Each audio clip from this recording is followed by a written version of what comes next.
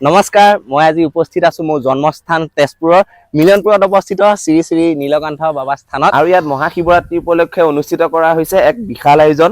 মাজৰ বাকৰি মিলনপুৰৰ পৰা আয়োজিত ভাওনা আৰু শিশু ৰং মেলা।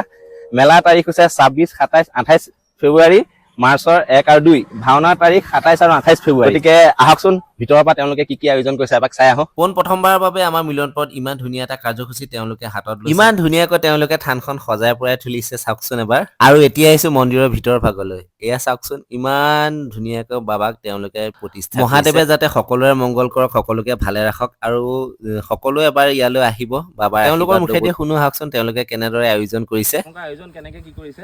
পোনপ্ৰথমে তোমাৰ অসমবাসী ৰাইজলৈ মহাশিৱৰাত্ৰিৰ শুভকামনা জনালোঁ। লগতে আমাৰ শ্ৰী শ্ৰী নীলকান্ত বাবাৰ স্থানত 5দিনীয়া কাৰ্যসূচীৰে শিৱৰাত্ৰি উদযাপন কৰিম।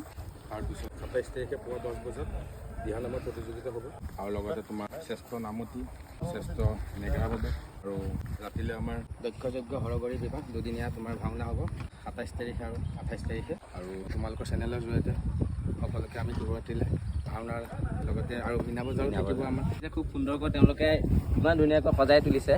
গতিকে সকলো ৰাইজৰ উপস্থিতি তথা সহায় সহযোগিতা আমি সকলোৰ পিনৰ পৰা আন্তৰিকতা কামনা কৰিলোঁ। ধন্যবাদ।